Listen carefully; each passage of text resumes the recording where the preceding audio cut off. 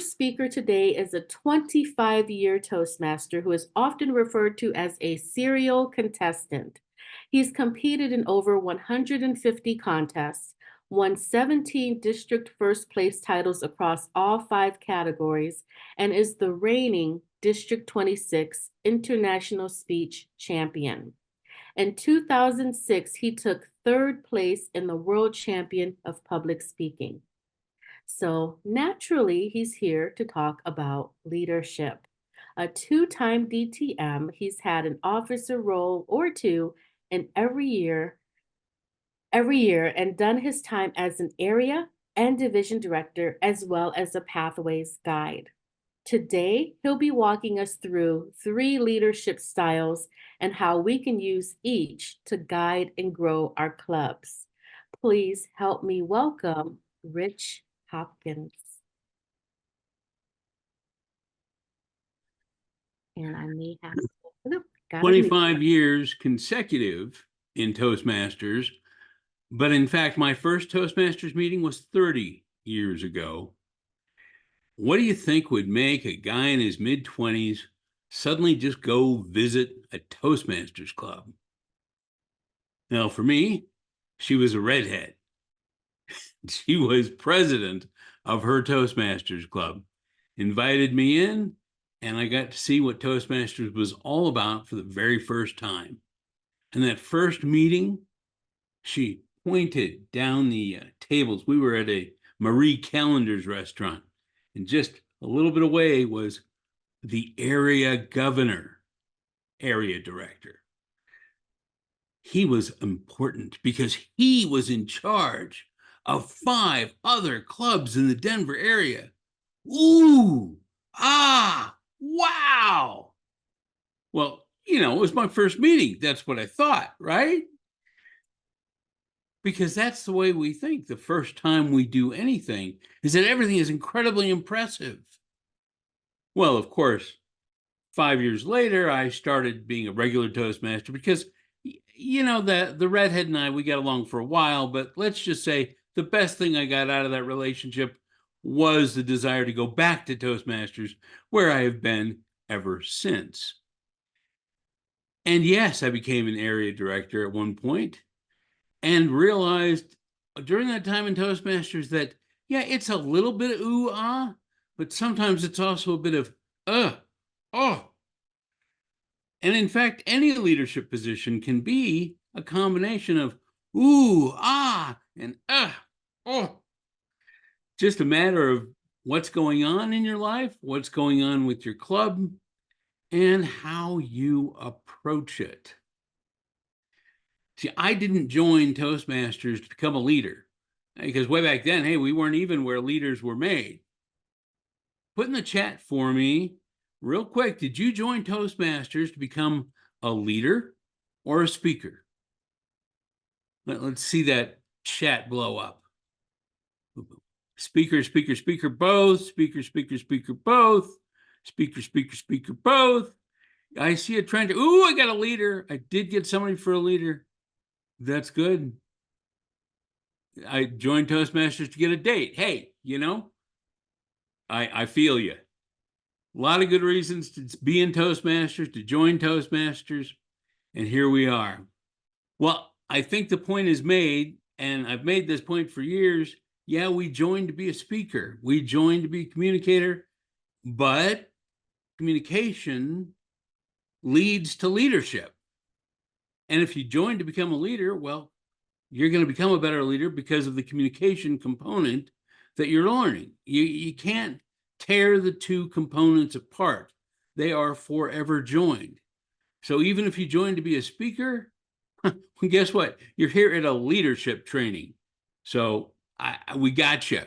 You're hooked in. The first time I ever became a leader, in fact, came directly because of a speaking situation. 2001, the International Speech Contest, the first time I competed for my club. I won at the club level. I was thrilled, ready for the area contest. We're in Salt Lake City at that point, out in District 15. And the area contest is in downtown at a DHS office, Department of Health and Services. Now, what I didn't know that Saturday morning was that there were 7 DHS offices in downtown Salt Lake City. We didn't have cell phones, really. We were using the yellow pages as we drove all around the city trying to find the right office. Of course, it's always the last one you get to, and it was the 7th out of 7. And by the time I got there, well, this was a government office, so there was nobody there to let me in the locked door. The sergeant at arms had long since given up. So I didn't get to compete. And the guy who won that contest ended up going all the way to the World Championship on stage with Darren LaCroix. So I always tell people, if I hadn't gotten lost, I could have been the world champion way back in 2001. Just think how my life would be different. Okay, that might be a little bit assumptive, but I got to tell you, I was crushed to not have that opportunity to compete at area because of a mistake I made. And I felt like I'd betrayed my club. I was at a point where I was just ready to give it up. I mean, I was fairly newly married, a couple of years. We just had a kiddo. And I'm thinking, maybe I just need to drop out. Well, I tend to be kind of an all or nothing guy. So I gave it a lot of thought, and I went to my next Toastmasters meeting. And instead of dropping out, I volunteered to run for president. Boom! Believe it or not, nobody wanted to run against me. You hear about all these heated battles for officers. Wait a minute, you do hear about that, right? You have 2 or 3 people always running for everything? Yeah, well, not me. No, you want to be president? Hey, go for it. So that was my very first opportunity to really lead in my club. And yeah, maybe I led out of guilt, but it got me in, and it taught me a lot over the next year. And think about it. How many leaders do we have that are truly willing leaders in Toastmasters? Oh yeah, you've got some, but a lot of it is arm twisting, encouraging, cajoling, begging, voting them in because they didn't show up to the meeting. There are a lot of different ways you can become a leader in Toastmasters. Now, I promised Nadia that I would give you guys 3 different types of leaders. And there are also 3 different ways you can lead as a leader. But then it also goes a little bit deeper, because no matter what reason you're a leader or what type of leader you are, you can be good at it or bad at it. Now, you can be a bad leader. What do you think defines a bad leader? See, to me, a bad leader is somebody who wants it for the power. They want it for the followers. I mean, there's a difference between leading to lead and leading so you can be followed. And hey, people in Toastmasters in general, nice people, but we're also all human. And so every now and again, you might run across a leader that doesn't always fulfill what you might consider a good leader to be. But I'm not here at all to focus on bad leaders. I just want to acknowledge, yeah, they exist, and they're going to exist everywhere. So be ready for it. And more importantly, use what you learned today so you don't accidentally become one of them. Because there are lots of great leaders, lots of good leaders, and lots of people who are striving to be good and great leaders. So let's go in first. We talked about the unwilling leaders, those people you kind of have to push a little bit. Well, those unwilling leaders can turn into emerging leaders because they're in the role, and then they have the chance to fulfill the role, to come to the training, to fulfill their duties, to learn what's working. Then you basically got those willing leaders, which we got to watch out, because why are they willing? but we don't want to question why they're willing. We want to be grateful that they're willing. But then those willing leaders have the same responsibilities. But more importantly then is, once you're in that leader position, what tactics are you going to use? Where are you going to lead from?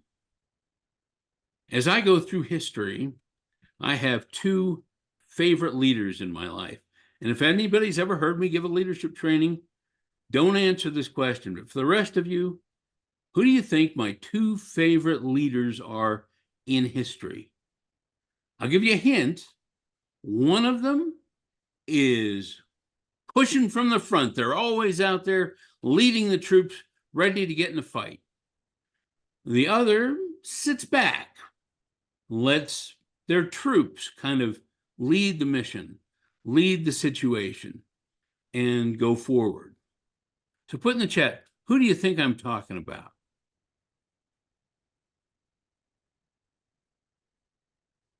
Optimus Prime and Jean-Luc Picard. Nice. Gandhi and Eisenhower. Ralph Smedley. Powell, Lee Iacocca, Teddy Roosevelt from the front. Very good example of leading from the front. Patton, Churchill. I get Churchill a lot. JFK, MLK. My spouse and the person I am in the mirror. Lincoln, MLK. Good. Good. All right, one person came close. Jean-Luc Picard. Yeah, he's the one who leads from the back. He sits up there on the bridge and sends his away team out, and only gets involved if he absolutely has to. The other leader, of course, James T. Kirk, who, as leader of the Enterprise back in the original series, was always out there getting punched, always out there ready to shoot the bad guy. And, you know, if you put Jean-Luc and James T. in the same room, not totally sure who would come out as the winner there, but I know who would come out alive. That's the two types of leadership that we can have. You can lead from the back, you can lead from the front, but then the third is you can lead from the middle, leading from amongst the people you're leading. And when you're an officer, you kind of have the opportunity to do any of those things. And when you're the president of a club, my feeling when I do president training, I say, look, you've got the easiest job of all, because all you got to do is sit back and watch the rest of your officers do all the work. Well, unless those officers don't do the work, then you have to find a way to replace the officers, or you might end up doing those people's work for them. And it depends on your mindset. Are you somebody who's going to take over, or are you going to be someone who helps them stay in it and do more, or are you going to have to replace that person? But overall, as president, if you get a good team behind you, all you really need to do is be there to check in, be able to lead your meetings, be the face of your club. It's not a lead from the front of battle all the time. But most of the others, they're leading from the middle, because they're right in the middle of the meeting. You're setting up the room as sergeant at arms, taking notes as secretary. You're dealing in the background, perhaps as treasurer, but you're still kind of in the middle, because you're having to deal with everybody, making sure they pay their dues. VP of membership, signing everybody up. You're right there with all the other members. VP of public relations. How is that not always leading from the middle of everything? VP of education. Yeah, VP of education, you guys have, to me, the most responsibility, because you're trying to make sure that everybody's involved, everybody is engaged, you're keeping track of things, and you can get really overloaded if you're not learning how to delegate, learning how to work with the other officers, and not becoming that person who feels like you have to lead from the front and drag everybody with you, but that you stay in the middle and let the other officers work with you, so that no one person is taking on too much even though it can feel, as a VP of Ed, you're taking on too much. Of course, you're going to have individual trainings later on, and they're going to give you secrets on how to delegate, how to create committees, how to make sure you're doing what you need to do without necessarily taking on too much. At least I hope that's what they're going to talk to you about. I haven't actually seen their trainings yet. Part of it really falls on who you are. What type of person are you? If you're someone who's always laid back, let other people do things, consider moving forward. Consider doing something that does lead from the front to get yourself out of your comfort zone. Consider being more in the middle, which Toastmasters will lead you to do anyway. No matter how much you want to sit back, really interacting with other members is crucial in terms of meeting new people as they come in, creating good camaraderie as an officer, and as president, as face of the club. Even though I say, hey, sit back and watch the other people work, you have that responsibility too, to make sure that those people know who you are and are comfortable in the club, because people are watching you as president. They may be watching you more than they're watching anybody else, even if you're not aware of it.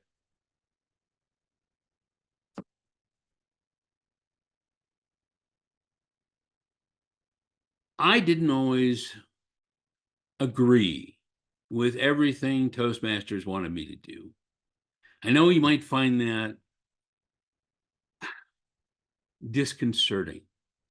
But, 25 years, a lot has changed. We've changed our education programs. We've changed the structure of our events. Well, when Pathways hit, and most of you at this point, I think at this training, when you came in, Pathways already existed. You've known nothing else. But I see a lot of people there, too, that probably have been in as long or longer than me. So when change hits, it's a challenge. And back then, I was really not thrilled. And that's when you have to make a decision as a human being.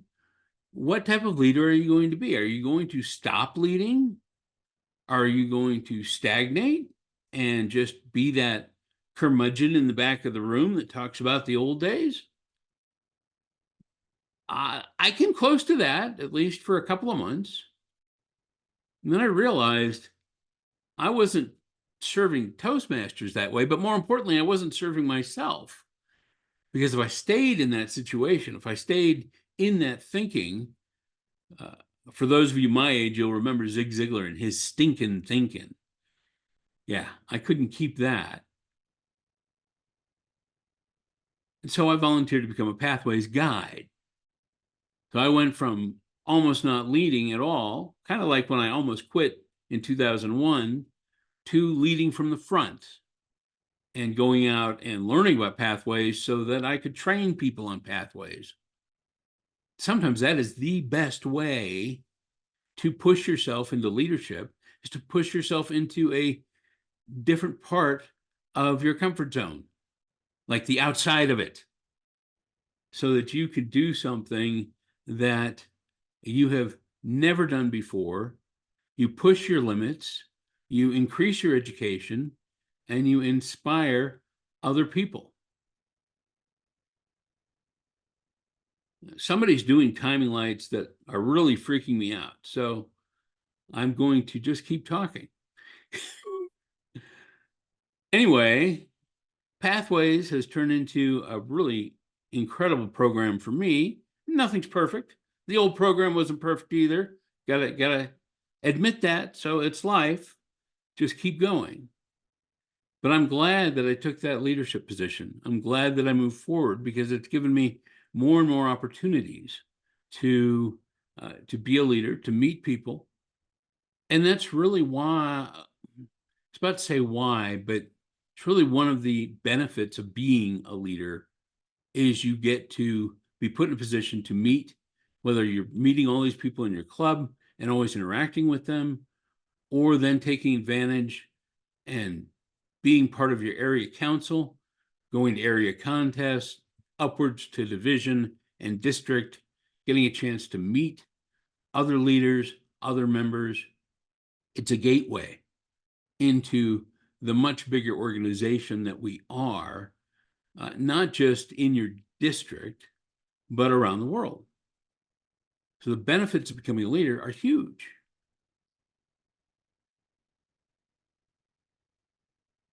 But let's face it, we don't all want to be a leader. I know some of you are here just because you have to be. Let me tell you about a woman named Linda. Well, I'll just come out and say it. Linda Hopkins, my mom, raised in the 50s, which means that for the most part, she figured she was going to grow up, get married, have kids, have a house with a white picket fence, and live happily ever after. So that's the way it was supposed to be, right? Bless her heart. Didn't work out that way. Dad ended up leaving, and mom got stuck with me. Now, dad ended up with my sister, which is a whole nother form of torture, but we'll stick with my mom because my mom had to deal with me. And bringing up a young son when you're a single mom, not easy, especially when you never expected to have to be a single parent or be put in that position of leading a young man. Because that back then, that just wasn't the norm. I mean, we're talking the early 70s to the early 80s. But she went out and got a job. She went out and got a couple of jobs. She went to college. It took her about 10 years, but she got her bachelor's degree at night while I was busy doing elementary, junior high, and high school. She served as an example to me because she was put in a position she didn't expect to be in, she didn't really want to be in, but she found herself to be in anyway, which you might kind of be facing yourself in Toastmasters. If somebody just pushes you in and says, hey, we need you here.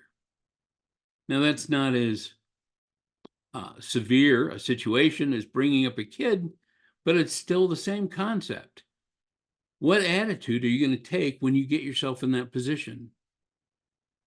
Mom decided she was going to be up to the challenge. She did everything she could. And if you know me at all, you know that for the most part, she did a pretty good job, although there are probably some other places where I just screwed it up for her all on my own. My wife would probably agree with that. But my mom did wonderful things and showed me what it really meant to be a leader. And if I had not had her leading me in life, I doubt I would have ended up in Toastmasters. Believe it or not, she was a Toastmaster, and I never even knew it. She was in a corporate club in Iowa at her utility company that she worked for like 3 decades. So when I joined Toastmasters, she was like, oh, yeah, I remember that.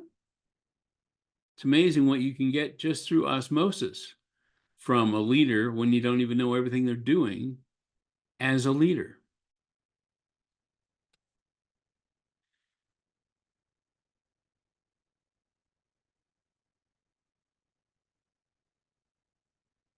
Tell me in the chat what you think your biggest challenge as a leader is going to be this year. Just in a couple of words. We've got a little bit of time, and so I want to answer some questions. Motivating others, membership engagement, time, having time to do it. That's what I'm thinking you mean. Not screw up. Time management, motivating others, curbing my ego. Somebody's very, very honest. Excellent. A lot of it's member motivation, member management, growing clubs, prioritization. Those are the things you have to identify. Because once you're a leader, you have to be an intentional leader. You really want to find out what it's all about. And that's what you're doing here today. And finding out what it is that's most important. You as a leader have the opportunity first to lead yourself, but then to lead others. So take a look at who you are, what your strengths are, what your weaknesses have always been. Where in your position can you apply your strengths the most?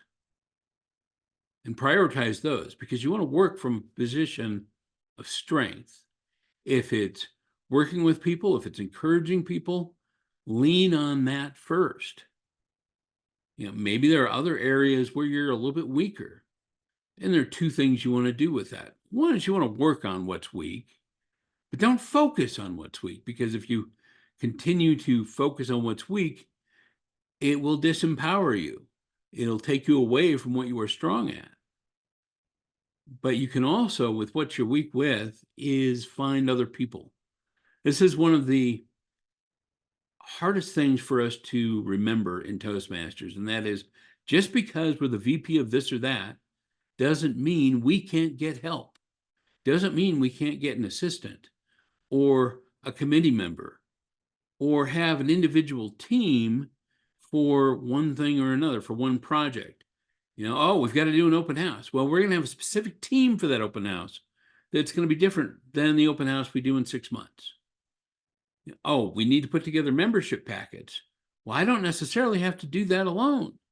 Maybe somebody else in my club who's not an officer can design them for me, or can print them out, or take some time on a Saturday and put them together with me. We can go get coffee. Use the other people in your club on what you are weak at doing, or what you maybe just don't like doing. What that does is it involves more people and also helps prepare them, encourage them to become a leader themselves. Because, hey, what's one of our main responsibilities as leaders? Replacing ourselves, so that we don't get stuck doing it year after year after year if we don't want to. Getting those new members involved without giving them the responsibility of being a leader, but giving them some responsibilities within the leadership, will put them more at ease when you come and ask them next April or May if they would like to take over your position. So think about that in terms of what you're powerful at, what you're strong with, in terms of how you're going to prioritize what you're going to do, how you're going to interact with your members. Look at your other officers around you. What are they strong at doing? What can you trade off with them? Maybe you are VP of PR and they're VP of membership, but those cross over a lot. Sometimes you can trade a duty here or there. As president, that's one of your primary jobs, is to assess who's good at what and make sure that they are given an opportunity to work in their strengths. And if they are not strong in an area, maybe still put them in a position to improve where they are, whether it's by doing something they're not comfortable with, but helping them do that, or saying, hey, look, I know this is something you may or may not want to do. How can we make sure it happens anyway? Staying with the flow of needs. I hear a lot of keeping everyone motivated. The best way is to keep people motivated is to keep yourself motivated. I always think as a leader, it's what we have to do to other people. But you can't motivate anyone. Motivation it's kind of an illusion. And that's coming from a motivational speaker. I can push you and tell you, oh, you got to do this, and oh, it's got to be this way. But even if you get motivated right now, by tomorrow, you'll be right back where you were.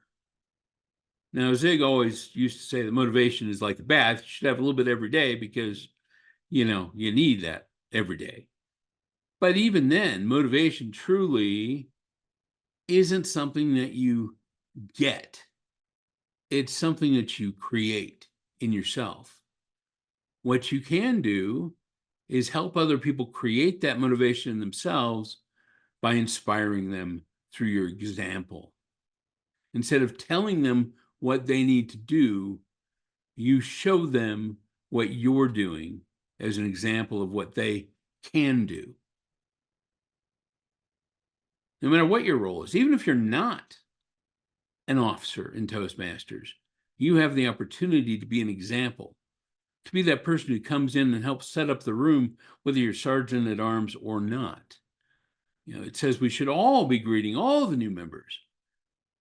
Do we all do that? Do we all greet the new members? They're the new visitors? We should. We have that opportunity. We have the opportunity to take roles and not sit back and wait for that email. Oh, we're desperate. We got a meeting tonight. Still need a speaker, still need a timer. Or are you being proactive and taking that role? Knowing, maybe you didn't really want to do it, but you're going to do it anyway because you want other people to do it. If you're going to sit there and complain that nobody else is doing it, but you're not doing it, well, maybe you are motivating them to not do it because you're not motivating yourself to do it. We can inspire people by being the people we want them all to be. Get up, give your speeches. Be the grammarian eye counter. Be the timer, be an evaluator. Sign up early. That's how you create a club that has strong meetings. Hey, guess what? There's a mission for the officer group to make sure every meeting is strong, right? Strong meetings create new members. New members create new officers. It's circular. We create our club, we create our officers, we create our leadership, we create our success by starting with creating ourselves. Being that person that we want other people to be and inspiring them. Now, I've got one more story I want to tell you. Before I do, I got to tell you, I've got a newsletter, because I am a motivational speaker, and it wouldn't be right if I didn't give you an opportunity to sign up for that newsletter. So if you go to chat, I'm going to put up a link. All you have to do is put in your email, your name and email, and I will be sending out newsletters. I've been doing this. It's information. Sometimes it's speaking, sometimes it's leadership, sometimes it's motivation, sometimes it's new events, sometimes it's offers. But I'm not here to inundate people or spam people. If you want to get stuff from me, click the link, go fill it out. There you go. That's the end. It's the end of that. So let's go into 2014. Were you a member in 2014? How many people here were members in 2014? That's pretty good. Getting some good hands. 2014, I was the District 26 champion. In fact, that was the last time before this year that I managed to win the international speech contest. I was very happy because I got to fly to Malaysia. Cool. International flight, like 19 hours through Japan. I was exhausted. I did not win my semifinal. I didn't even place in my semifinal, which was kind of discouraging because I really didn't have that experience very often in my past. But so be it. I went to somebody else's semifinal after mine. And as I went through to go in, of course, all the people were coming out from the previous contest, including a very tall man who seemed incredibly powerful and very happy, which made me think, I think he won his contest. I looked up, I shook his hand, said congratulations. He said thank you, walked out. Turned out I saw that man 2 days later on the World Championship stage as he won the World Championship. It was Dhananjaya Hettiarachchi. And I have no idea if I'm pronouncing his last name right because I've never been able to pronounce his last name right. But Dhananjaya got up in Malaysia and gave an incredibly powerful speech. Pretty much, unless you were rooting for somebody else, you kind of knew DJ had won the contest that day. So flying home, I had one mission, because that's what you do after the convention. You go home and you have that one mission to connect with the new world champion on Facebook before everybody else does, because you can only get 5,000 friends. So I'm getting up there, I'm getting home, I'm looking him up, and boom, there he is. I hit the friendship button, hoping he will connect. The next morning, I get up, and not only has he accepted my connection, but he's written on my Facebook wall. Now I've got this printed out, and because I'm old, I'm going to put on glasses and read it. Dhananjaya wrote this on my wall that morning. The bone-crunching struggle of what it takes to compete every year can only be truly understood by those who take the journey. From emptying your bank account to funding yourself to the agonizing pain of defeat, you need superhuman strength just to get up and say, I am going to compete. When I was contemplating on quitting, I saw the movie Speak. Insert the movie Speak. Available on Amazon and Vudu. I saw the movie Speak, in which your story was captured. Your story has been one of inspiration for me. While you were competing 13,000 kilometers away on a tiny island in the Indian Ocean, you inspired a kid to keep going. I didn't know DJ from anyone. I wasn't trying to lead anyone to do anything. I was just being a Toastmaster. I was just competing year after year after year. Ended up in the movie Speak in 2008 when I went to the World Championship for the second time, didn't place. Ended up having that journey filmed so that I would certainly never get to forget it. And apparently a lot of other people have never forgotten it either. See, that's the third kind of leader. That's the unwitting leader, the unknowing leader. That's the leader we all are.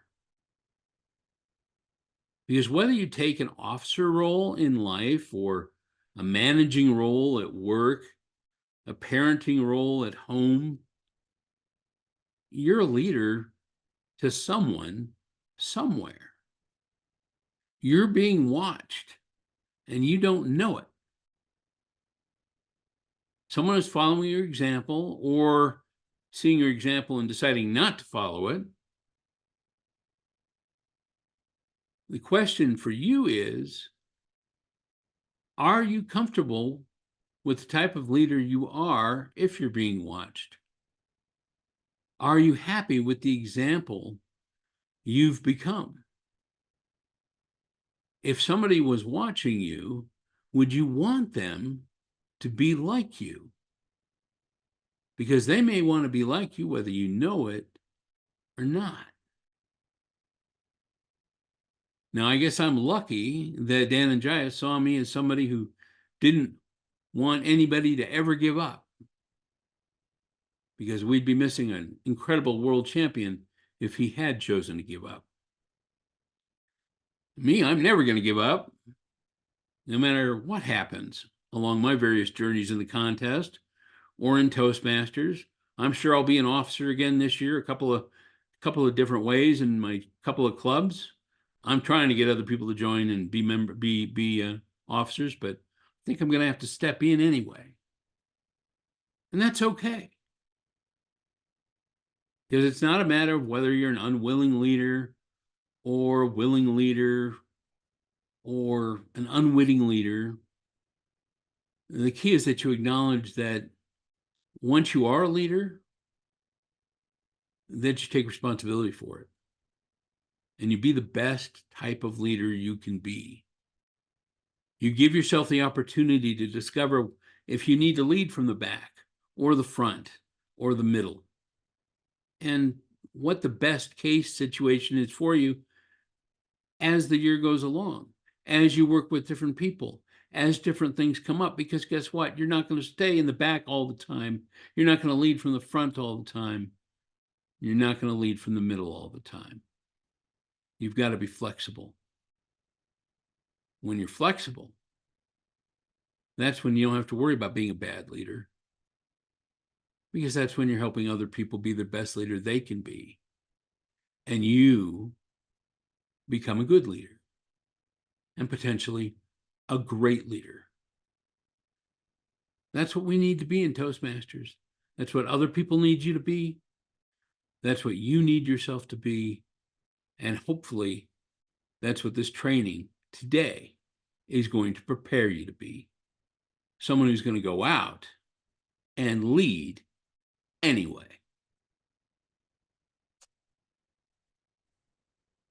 Wow. That was incredible. Thank you so much, Rich, for visiting Southern Nevada and Southwest Utah.